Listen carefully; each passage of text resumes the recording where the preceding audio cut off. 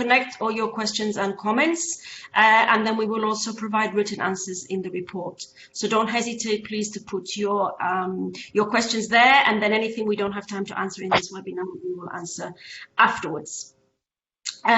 So I think Ilaria is here. So without further comments from me, I'm going to hand over to Ilaria, and I will be passing the slides. So we will just hear a word from Ilaria every time I need to pass the slides. So Ilaria, are you there? Yes, I'm here. Okay. So hello, hi everybody. I hope you can hear me. It's nice to see you in this unusual way, but a nice way to keep in touch. Absolutely. So, to be honest, we had different plans when we were thinking about our year of European Volunteering Capital. And of course, after a few days of from our opening ceremony, then everything closed down, and so we had two options: waiting for the storm to pass and doing nothing, or we wanted to do something, and that's what we decided to do. Our main aim as Volunteering Capital was to build a new society, a more cohesive community. So we decided to work in this way. So after the first moment of disappointment, we decided to do three things. One thing was to reorganize activities. And you can go to the following slide. Gabriela? Yes. You can go to the next slide. Okay. So we wanted to reorganize. No, the second one. The second one. This one? Oh, yeah, this one. Okay. So we are acting now in three different ways. So one is to reorganize activities and celebration. And for example, one of our working tables is planning new ways to do what they wanted to do. So for example, today we'll begin a training on how to put content on Wikipedia. It was something that they wanted to do in another way, but they decided to do it online. And of course, we are still hoping that we will be able to do some celebration in the second part of the year. And then we are reflecting now upon the future, because nothing will be the same, and we are sure about that. People will be different, and I think volunteers will be different, and organization will be different. So we have to be ready to work with them, to coach them for the future. But then we wanted also to contribute to the emergency, and this is what I'm going to tell you now in more details. So let's say that in this way, we are giving to our title as European Volunteering Capital a deeper sense, because in this way, we are going to build a more cohesive society. So next slide, please. Gabriela? Gabriela, can you go further? Okay. So our goal in working for this emergency is the fact that we want to avoid that this health emergency turns into a social emergency. And we saw that there is already some signs. So we want to give a coordinated answer to the primary needs of people with fragility. So please, next one. So to do this, we created a network created by the Padova Volunteering Service Center, is that where I work, and we can reach the many organizations that are working in Padova. And so in the area of Padova, there are more than 6,000 organizations, and 2,000 are working in the city. And then, of course, a big role is played by the municipality of Padova that can reach all the citizens, and it knows where the people in need are, and they can contact them. And then there is the Church of Padova that has a lot of volunteers, and there is a very strong network of organizations and volunteers that can help. So, of course, these three actors, since the beginning, began to involve other fundamental stakeholders, such as the civil protection and the university and other important organizations that are working in the city. And Then another part, apart from this network, it was very important, the work of the volunteers. So please, next slide. So the volunteers, we had three main themes to think about. One was the recruitment. No, there is one volunteers. No, okay, no, sorry. Okay, how to collect the needs. So the municipality activated a switchboard where people can call and tell to the people that are answering the phone which are their problems. So the problems can be the delivery of shopping, the delivery of medicines, or if they have other kind of needs. And in this way, in this coordinated way, we are trying to avoid that there are frauds, because often when there are emergency situation that anybody can join and everybody wants to give its own answer, but we want to give a coordinated and sure answer. So the point then was how to collect volunteers. So a point was how to recruit them. So we gave a phone number to people who wanted to give help. So far from the beginning of the crisis, more than 1,300 people called to offer their time. And we did something like a geolocalization of all of them, all around the city and the province. So it's easier when when we know that there is a problem or a need, we can activate the volunteer more close to where the problem is. And so it will be easier for the volunteers to help. But then, of course, we had the problem that we don't know all of these people that are calling to help. So we decided to make a training.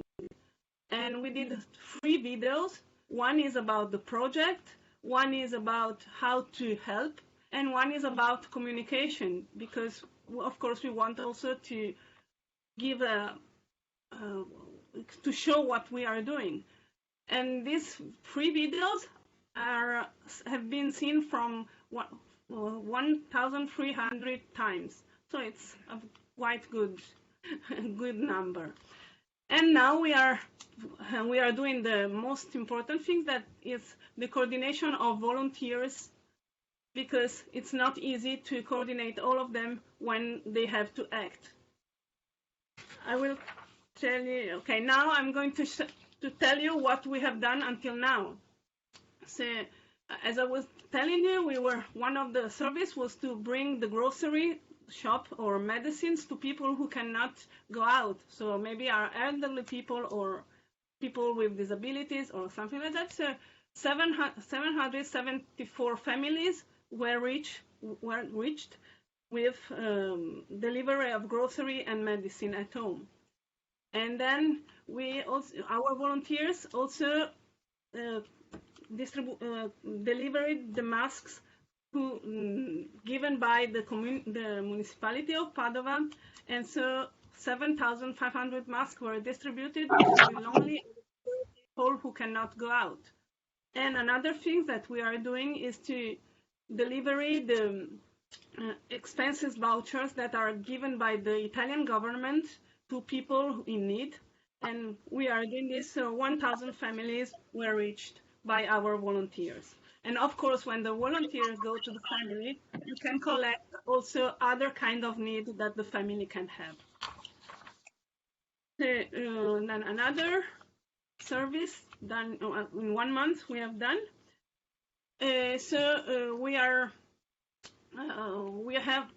new service. This one is that when some shopping centers, some shops can have activated this spesa, we call it spesa solidale. I don't know how to translate, but when you go to the supermarket, you can give some food for the poor people, for the people in need.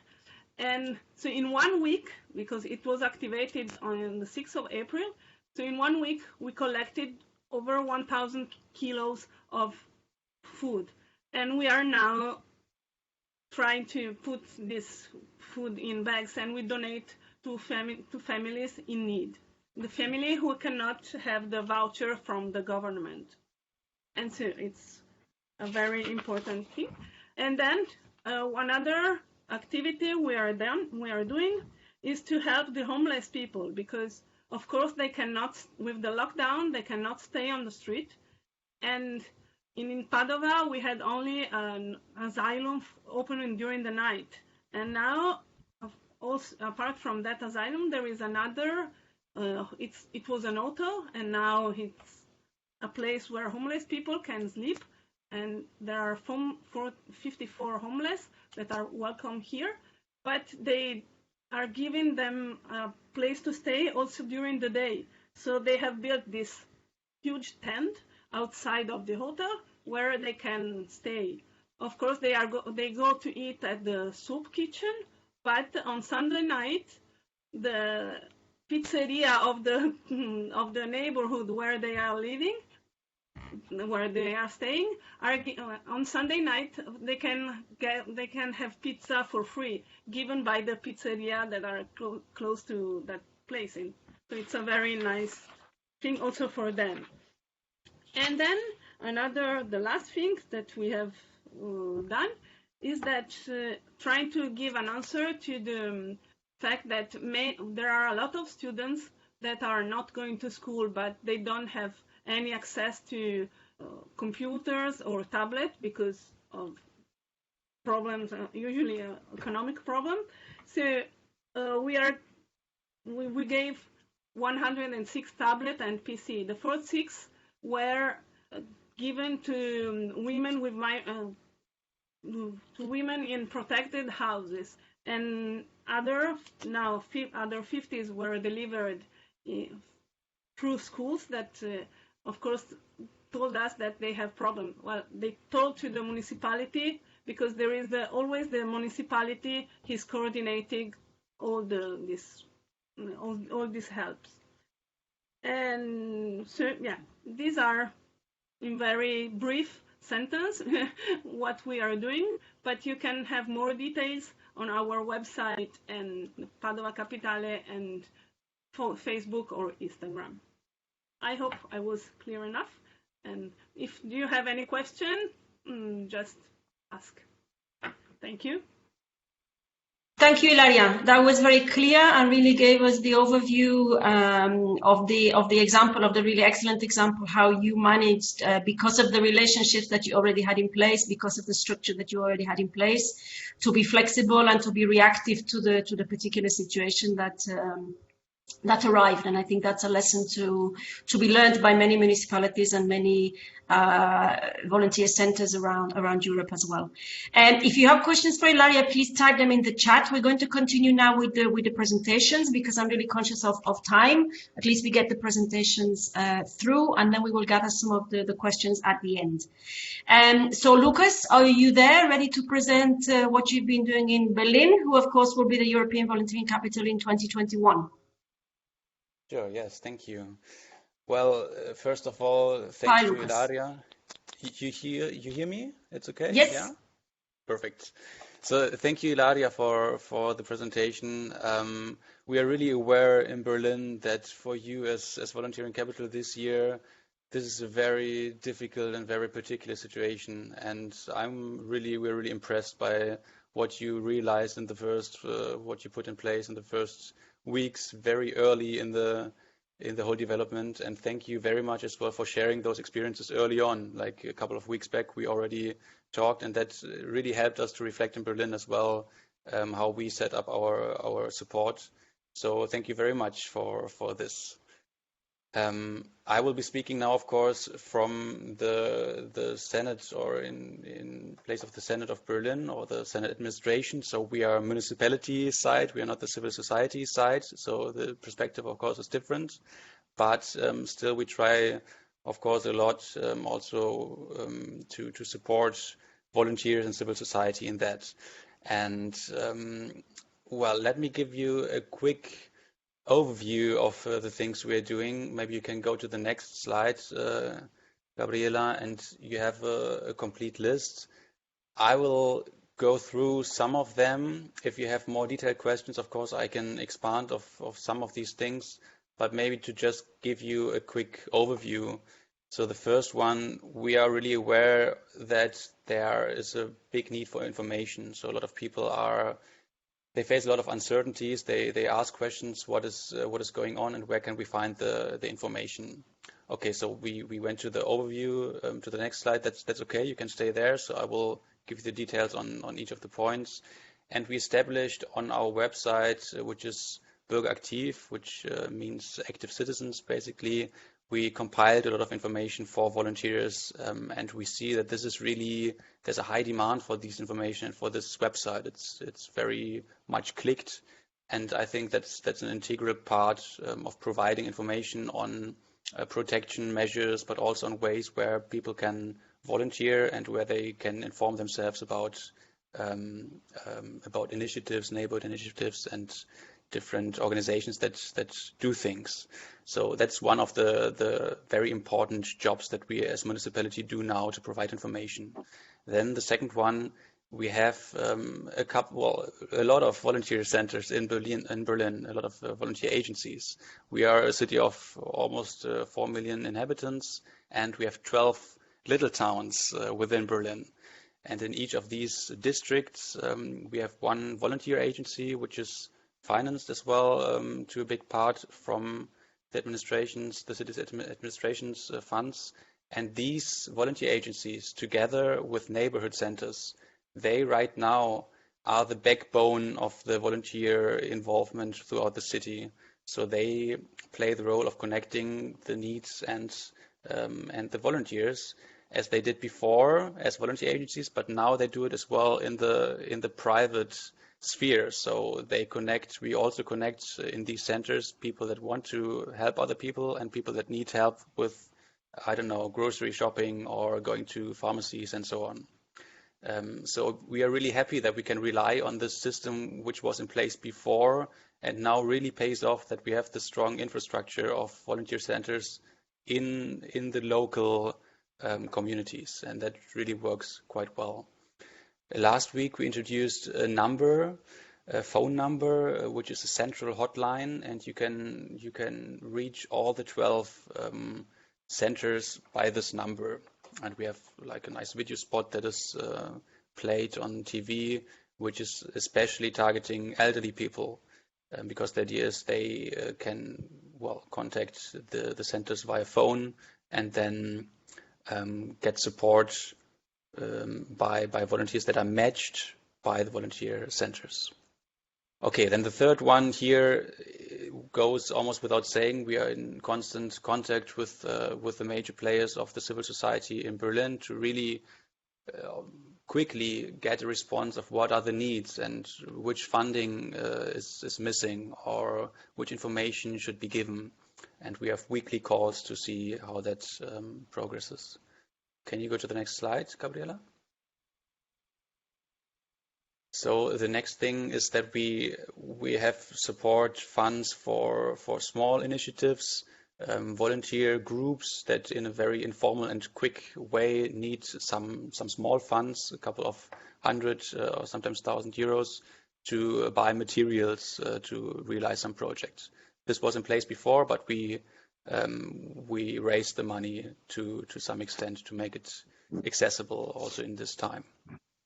Then we try to connect the people in the administration, the staff that cannot work right now because we cannot be in our offices, and some people or a big part of administration is working from home, but not everyone can work from home because the technical infrastructure is not there for that. So we try to connect those people with volunteer spots as well. So you can have administration experts, so to say, supporting organizations with voluntarily things to do. This is in a very early stage. We did not develop it until the end yet, but there are certainly calls for people to tell that they are willing to help. Then we did, and this is also part of the information campaign, mailings to the households. to especially, again, contact elderly people. And we have seen that this is very successful. So if the mayor of one of the districts or also the mayor of the whole town did a mailing to all the households, and in this letter, two-side letter, you have very important information about health protection measures, but also about volunteering. And we see that this is really, on the one hand, people of course see the telephone number and they call, but the maybe even more important thing is that people are really, they see that there is some support giving, and they are really thankful. We notice that a lot, that people don't necessarily ask for help, but they express that they're thankful that there's the possibility for help. Maybe that's a general thing. I don't know how it is in Italy, but in Berlin we have a lot more volunteers telling that they want to help than we have the need for help, which is, of course, we say that it's a good thing, because it also shows that people succeed to organize themselves in their private settings, and they don't need to rely on bigger structures. Well, that's one interpretation. The other interpretation, of course, is that people that really need help do not yet get the information. But we are I really think that there are not so many people that need help than people that are willing to help. And that's, of course, a beautiful sign. Okay, let's go to the next slide. Yeah, we really want to show how also in this time volunteering is diverse, and we have a lot of initiatives from, for example, refugees that are involved in volunteering activities also in this time, and we want to make this visible also, and that's a point that's coming further down. Also to fight against racism, which is also very present at that time. And we see some anti-Semitism as well, where I guess you have that in your countries as well, where people say it's his or her fault that this whole virus is spreading so fast. And of course, we want to fight those fake information and hatred campaigns in the beginning. Right now, we are mostly monitoring and registering the reports that come from about these things, but we are really try to pay attention to that and track the situation also in future, and try to have these information campaigns to put another picture to the story. Yeah, then we are thinking about some acknowledgement campaigns. I will not talk a lot about this, but maybe some final remarks which you can see here on further activities. We are still in the phase as well to investigate what are the real needs of organizations.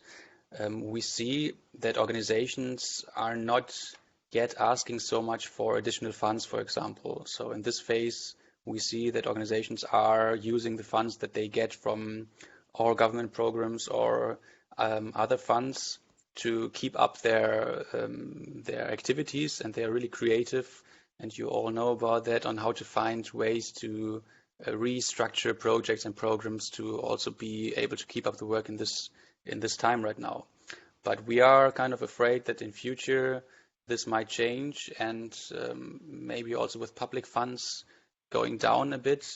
We all know how difficult the economic situation also for the government fundings will be in future, and I'm a bit worried that we will see some financial problems also in civil society in future.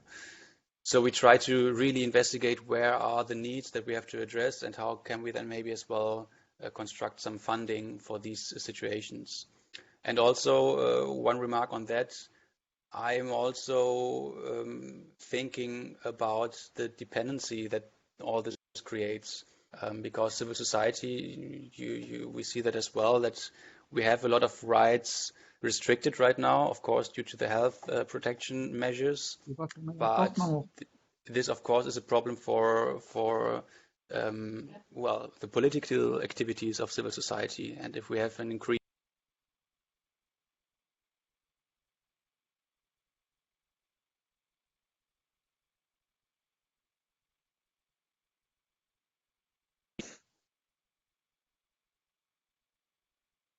some of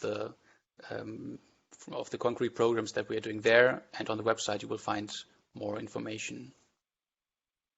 Okay, thank you. Thank you, Lucas. Thank you for this overview, and again, good to see that from the public administration side that you're being able to put in place such a good and supportive framework for all the volunteers and meeting the needs of the people in your city. From the local level now, we move more to a national perspective, and we're going to hear from Nina, who is the director of Volunteer Ireland. Nina, are you there? Yes, I am. Can you hear me? Hi, yes. Great. So, welcome. Thank you for taking the time out of your busy schedule today to share with us what you've been able to do at the national level in terms of collaboration with the government, and then also supporting your volunteer centres and all the many initiatives, grassroots initiatives of independent volunteers that have also sprung up, I guess, to support people in need in the local communities. So thank you for sending the presentation, and I hand over to you to share with us lessons from Ireland. Thank you very much, and thank you. It was so interesting to hear from Padova and Berlin, so thank you very much for that. And it sounds like a lot of us are struggling with similar issues, which is, I don't know if it's good or scary, but it's reassuring. If you go to the next slide, Gabriella. So Volunteer Ireland, for those of you who don't know us, we're the National Volunteer Development Organisation. We're a charity. We're the national platform, and then we work with local volunteer centres. And when this all kicked off, what happened, to our surprise, we weren't expecting it at all, is that the central government asked us to play quite a leading role in coordinating volunteering from an early stage, which we hadn't expected or asked for. And we were, of course, delighted that that happened because we felt we had a lot to offer. But it was unusually progressive, to put it that way, of them to come to us and to see the potential of civil society and especially volunteers. So the official role, they kind of gave us the leadership role in mobilizing volunteers in response to COVID-19. And there's 4 things they asked us to do: recruit volunteers, support organizations who are involving volunteers, communication, so that was about getting government messages, public health messages out, but also messages around safe volunteering and things like that. And then to partner with, there were some other key organizations that were asked by the government to take a leading role, and our job was to partner with them and help make sure everything was coordinated. And they gave us, again, without much pushing really from us at all, €407,000 to do that. Now, most of that is then being spread out to each of there's 29 local volunteer centres, so most of that budget is actually going to them. So once you divide that by 29, you see it's not a huge amount. But it's enough, we feel, to support a lot of the work we're doing, because our staff capacity, we're not doing all the normal stuff we're doing, so we have staff capacity to do other things. And then on top of that, there's kind of 2 other big things we've done ourselves from our own initiative. One is we've just kicked off a volunteer from home campaign. So because the most important thing that most of us can do at the moment is to stay at home, we're trying to encourage more people to think about how they can help from home. And then we've developed a lot of resources and training that I'll get to later on. So I thought maybe what would be most useful, Gabriella, if you go to the next slide, rather than kind of explain every little detail of what we've done, is to talk about some of the issues that have arisen and maybe what we've learned from them. And it'll be interesting to hear if others have similar issues, and if any of you have found solutions to them. So the first thing, this is kind of in chronological order, but not really. And I'm sure for all of you, like for us, it's been mad. It's been a roller coaster. It's been working nonstop, day and night, weekends. Things keep happening that feel like an immediate disaster that need to be resolved immediately, and everything is like now. I don't know if others had that feeling too, but these issues kept cropping up. So the first one was informal groups. So immediately, all these informal groups sprung up, and they tended to be techie guys. Sorry to all the guys out there. Techie guys who thought, well, because I'm a techie, there's an English expression, when you have a hammer, everything looks like a nail. To them, the solution to everything was like a platform. And they didn't stop to think that, we already have a national volunteering database with a lot of people registered on it, and things are working quite well. And, they knew nothing about volunteering. They're very, very well-meaning, but also quite arrogant, to be perfectly honest, and felt that they could just provide the solution. So like one of the biggest ones, they immediately got about 8,000 people to volunteer. And now we're a month in and they have 8 roles. So they didn't realize that the hard part with volunteering is finding the roles, not the volunteers. And, they had no concept of safeguarding, police checking, insurance, good practice, supporting volunteers, any of the, basics around good volunteer management, they had no concept of. But they had a huge amount of media traction because, it's a good story. All these people, putting their hand up to help. So that feels like a lifetime ago now. That was a few weeks ago, but what we decided to do with those groups is obviously we didn't really want to shut them down either, but we didn't necessarily want to encourage them because we had concerns. They were sending random people to random people's homes in terms of, financial fraud, child abuse. The risks were huge and they didn't take them seriously at all. So we advised them, we created some fact sheets with a leading legal firm here who, just to give it some weight around their legal responsibilities so that they'd be aware of them. And we offered to support them, but we didn't really help them. At one point they asked us to, post some of their volunteer roles on our database, and they didn't meet our terms and conditions because they didn't have things like, insurance in place. That was one of the first issues, and I think they've kind of, run out of a lot of energy at this point because they were really well-meaning, but they were also completely clueless. I'm being really blunt here because I feel like I'm among friends. I hope that's okay. The second issue that came up, and I hear that it's the same in Berlin, and I suspect all over the world maybe, is that there are lots more volunteers than roles. So at the moment we have about, and this is nationally in Ireland, population of about 4.5 million people, we have about 14,000 people registered on our database that want to volunteer, and only about 200 volunteer roles. And that is like you were saying, like others were saying before, the need is probably, the supply of volunteers is probably bigger than the need or the demand for help, which is a positive thing. But the biggest problem we've found is it's quite demotivating for the volunteers. You hear a lot of people saying, oh, I offered to volunteer, but nobody wanted me. And it can actually have a negative impact on volunteering. So we've tried to do a lot around how we communicate with those volunteers. We've had a really clear communication from the start that there might not be a role for you, that a phrase we've used a lot is this is a marathon, not a sprint. So we think that the bigger problems for all of us and for our whole the civil society will happen over the next months and years, in a recession, and as in a recession over the next few years. And in the next few months, as more and more organizations, regular volunteers and staff might become ill, then there'll be a bigger need for volunteers. So we're kind of trying to keep people engaged. We're communicating with those volunteers regularly, so they hear from us regularly, so that we're keeping them engaged, and talking about, more role. We expect more roles to come on in the next weeks, months, and even years, and we want to keep those people engaged. So that's how we're dealing with that. And then, of course, that Volunteer from Home campaign was part of that as well, to give people something useful they can do from home. Another issue that arose early on was that the government said, right, how are we going to find the people that need help? How are we going to coordinate that? And they suggested we do it nationally, and that it might even be led by us. And we felt really strongly that there's no point. I mean, Ireland is a small country, but even for Ireland, there's no point sitting in Dublin.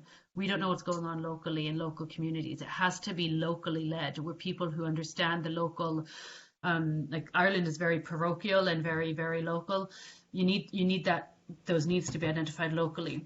So what happened was that role was given to the municipalities, the county and city municipalities, the local government.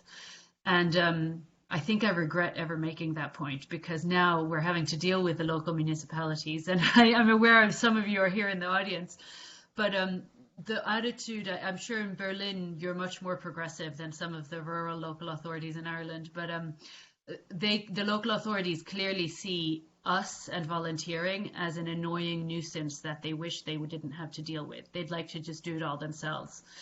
So we've had quite a lot of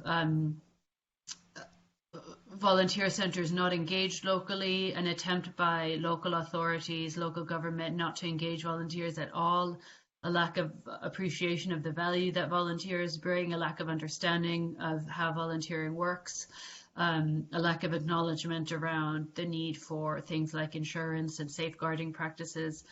So there's actually been a huge job for us in a very diplomatic way, educating local government around some of the issues and what volunteer centres bring, what value they have, and also what how volunteering actually works in real life. So again, apologies to all of you, people from local government in this audience, because I'm sure you're much more. I know you're much more progressive, but that's been actually very difficult in some places for us working with the local government. Another issue that's arisen, I don't know, I wanted to ask both Padova and Berlin what policy your governments have around police checking volunteers. In Ireland, the legislation in Ireland it's called Garda vetting, but it's police vetting. The legislation only came in a few years ago, and it's very clearly illegal, not legal, to vet anybody and everybody. They're very clear. It's very clearly spelled out in the legislation who you can and can't vet.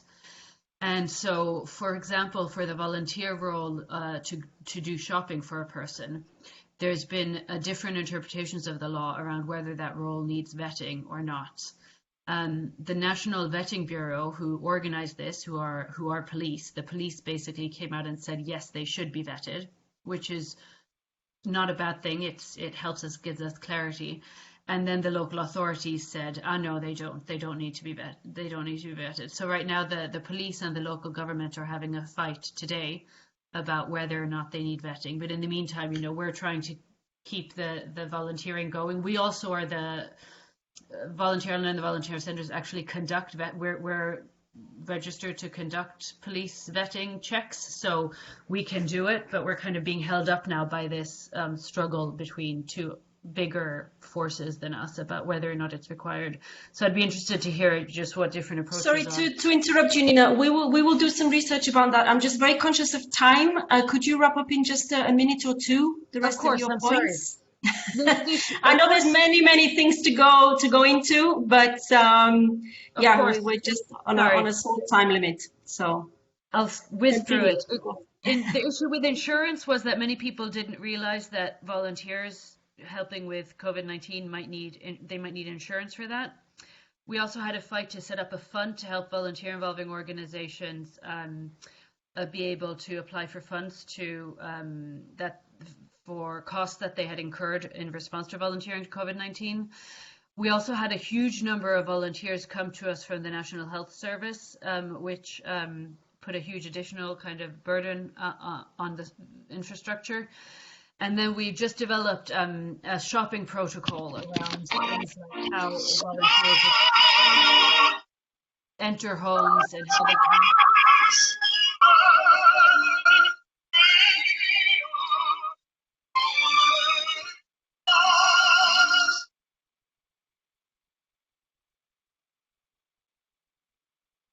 Am I the only one who heard the music? I hope not.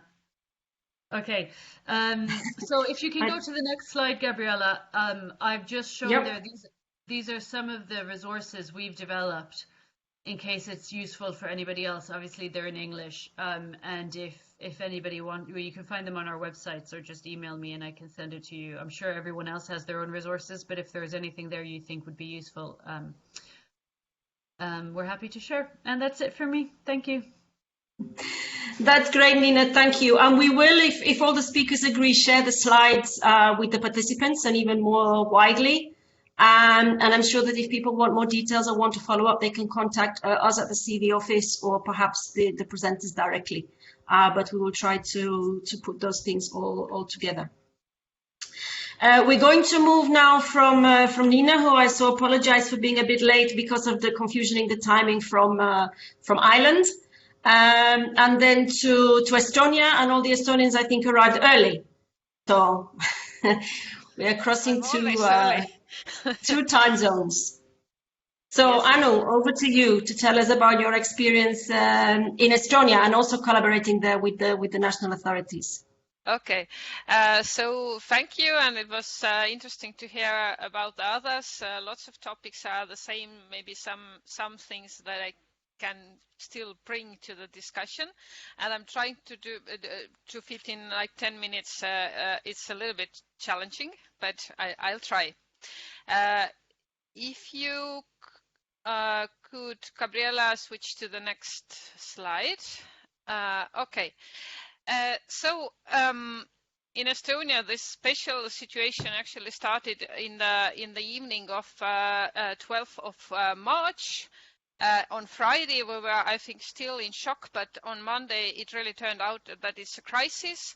There were lots of people who were willing to help. There were lots of policymakers who thought that volunteers were here to rescue. So there was lots of consulting, lots of inquiries, lots of cries for help.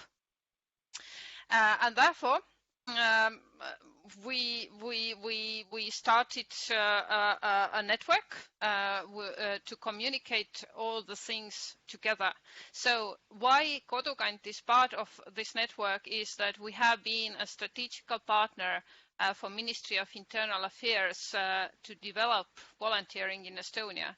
And we also have the central web page Volunteer Gate in Estonia, where all the main resources are available. So, and we have a lots of know-how how the volunteering and what are the possibilities about volunteering in Estonia. But also, this network consisted of several other NGOs, like Red Cross, of course, and some others, but also different representatives from different ministries, from Ministry of Internal Affairs, Social Affairs, Finance Affairs, and so on and so on. So it's a really wide network of people. And of course, at the state level, there were lots of discussions how to solve the crisis, what volunteers can do. And then where I and my colleagues felt that, well, it's not maybe fair, then we have asked to stay at home. That is it fair that volunteers just go and do the shopping or go to the pharmacies? So we started ourselves establishing guidelines for the volunteers. How to help in a way that you and the one you help stay safe, stay healthy. We also issued guidelines to the people who need help, because I think it's also maybe in Estonia or in general for Estonians, it's very not easy to ask for help. So we also tried to ensure people that in that kind of sense that when you had to stay at home, then it's okay to ask somebody, for example, a volunteer or someone at the municipality to help you out to go for shopping or something like that. Then I know that's maybe a good thing. With the help of the ministries, we were able to do all our communication in 3 languages, in Estonian, in Russian, and in English. And it has been a very pleasure to see that lots of newcomers in Estonia have also provided help, or they have wanted to help. At the local municipality level, we see that they actually social workers are not used to use or engage volunteers maybe, and they have lots of fears or lots of questions that whether volunteers are reliable or what can they do or what they cannot do. So what we rather see is social workers have more job going to shops and going to pharmacists rather than engaging volunteers.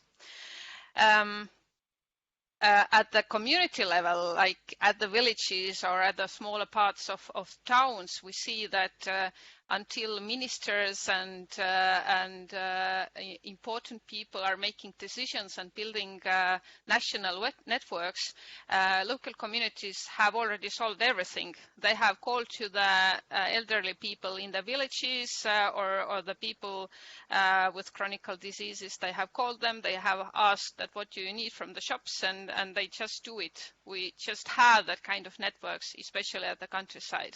So everything was already like sorted out. Still,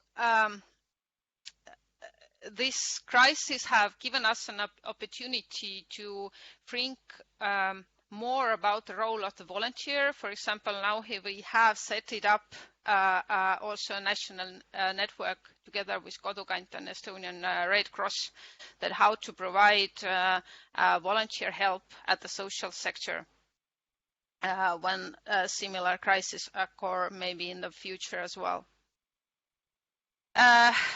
Maybe one of the most interesting points for us is that volunteering has really been in the spotlight in the last 1.5 months, but not always in a very good way. I mean that I really feel that if the common or the main message is that it's safe to stay at home, then it's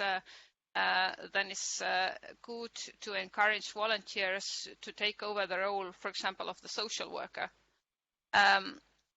Also, we have seen that lots of other initiatives have started to engage volunteers, for example, elderly houses. But what they actually mean, that they are not looking for the volunteers, but they are looking for employees for specific period of time.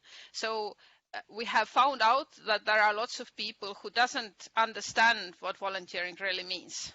So there are lots of communication, lots of explaining that what volunteering is, because I really feel that when we call everybody volunteer, because, I don't know, just in case, then sooner or later we end up the problem that some volunteers just get paid and some don't, which is not a very good result, I think. Then what we also see that the volunteers who are active in the social sector at the moment in Estonia, they are not so much providing or they are not so much going to shops or pharmacies, but they are rather providing support via phone or via Skype.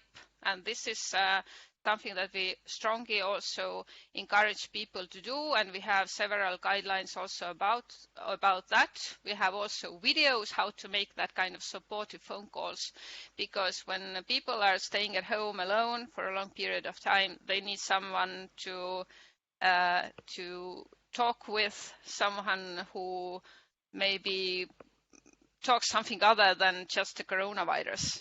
And we see more that kind of help needed.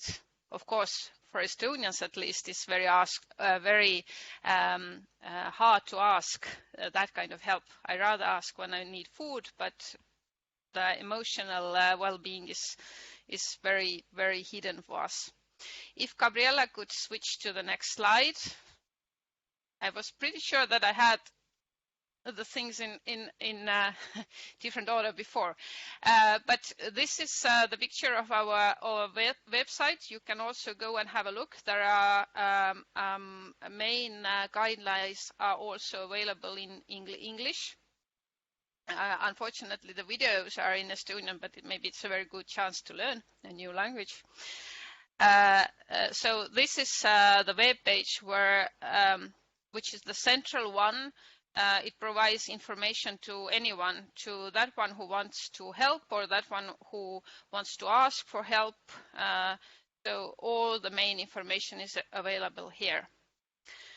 If Gabriella would go to this next slide, maybe this is one of the document that has been circled around in Estonia a lot last month.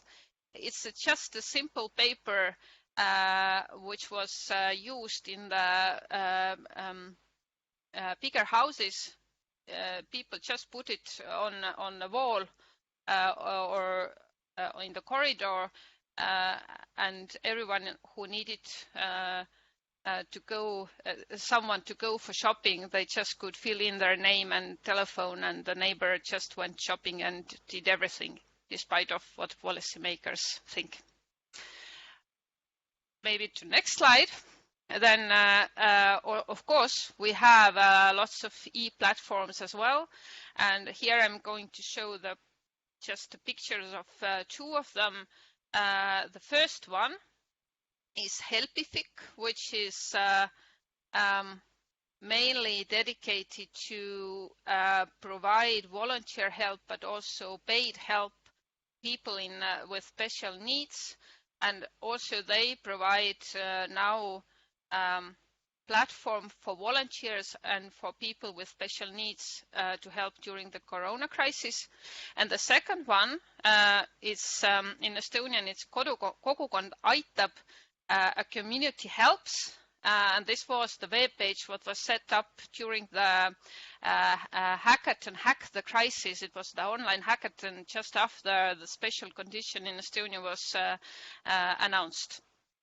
And of course, there was a lot of fuss about it as well. Like Nina said, the tech people decided to do something. So one of the initiator is a volunteer manager herself, so she knows a little bit what she's doing.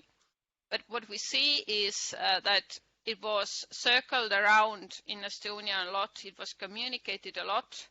And there are lots of volunteers who have signed up, but there are very few